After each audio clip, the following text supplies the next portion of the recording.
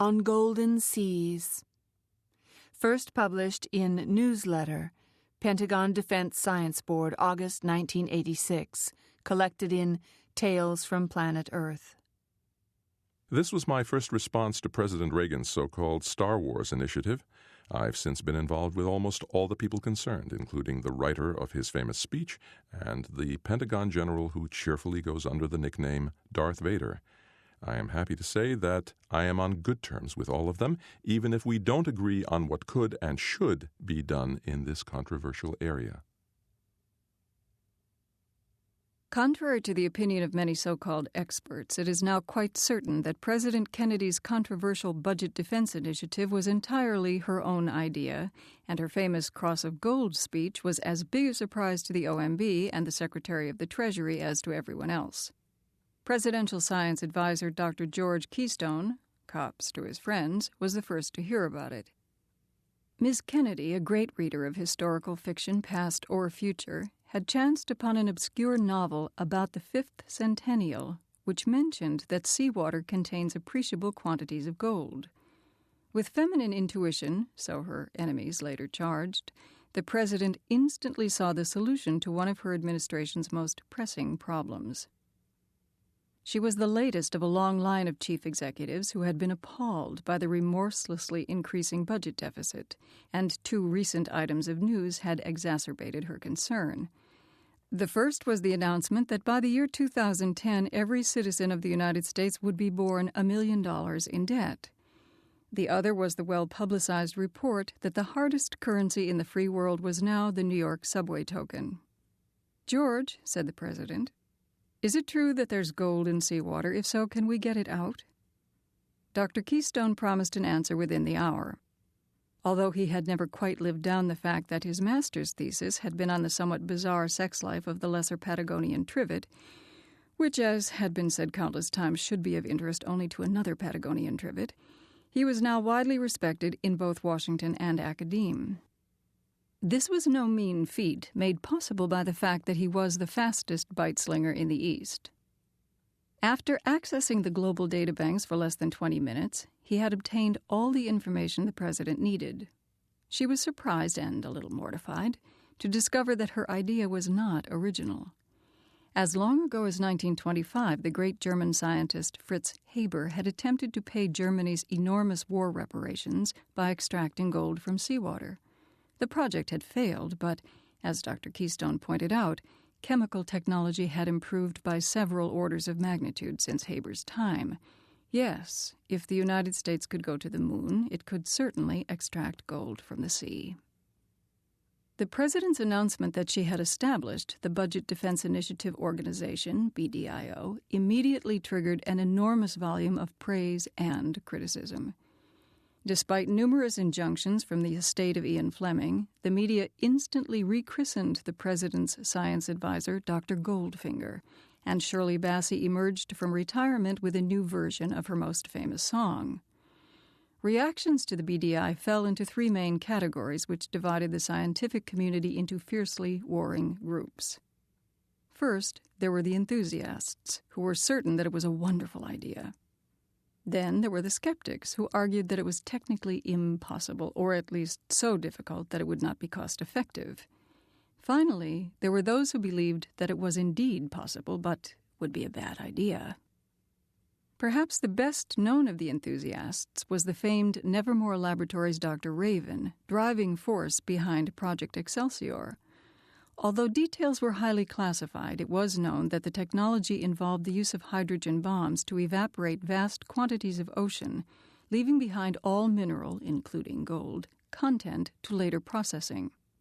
Needless to say, many were highly critical of the project, but Dr. Raven was able to defend it from behind his smokescreen of secrecy. To those who complained, "Won't the gold be radioactive?" he answered cheerfully, "So what? That will make it harder to steal. And anyway, it will be buried in bank vaults, so it doesn't matter." But perhaps his most telling argument was that one byproduct of Excelsior would be several megatons of instant boiled fish to feed the starving multitudes of the Third World. Another surprising advocate of the BDI was the mayor of New York. On hearing that the estimated total weight of the ocean's gold was at least 5 billion tons, the controversial Fidel Bloch proclaimed, "At last our great city will have its streets paved with gold." His numerous critics suggested that he start with the sidewalks so that hapless New Yorkers no longer disappeared into unplumbed depths. The most telling criticisms came from the Union of Concerned Economists, which pointed out that the BDI might have many disastrous byproducts. Unless carefully controlled, the injection of vast quantities of gold would have incalculable effects upon the world's monetary system. Something approaching panic had already affected the international jewelry trade when sales of wedding rings had slumped to zero immediately after the president's speech. The most vocal protests, however, had come from Moscow. To the accusation that BDI was a subtle capitalist plot, the Secretary of the Treasury had retorted that the USSR already had most of the world's gold in its vaults, so its objections were purely hypocritical.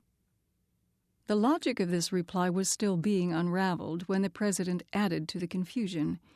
She startled everyone by announcing that when the BDI technology was developed, the United States would gladly share it with the Soviet Union.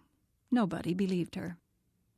By this time, there was hardly any professional organization that had not become involved in BDI, either pro or con, or in some cases both. The international lawyers pointed out a problem that the president had overlooked: who actually owned the ocean's gold? Presumably, every country could claim the contents of the seawater out to the 200-mile limit of the economic zone. But because ocean currents were continuously stirring this vast volume of liquid, the gold wouldn't stay in one place. A single extraction plant at any spot in the world's oceans could eventually get it all irrespective of national claims. What did the United States propose to do about that? Only faint noises of embarrassment emerged from the White House. One person who was not embarrassed by this criticism, or any other, was the able and ubiquitous director of the BDIO. General Isaacson had made his formidable and well-deserved reputation as a Pentagon troubleshooter.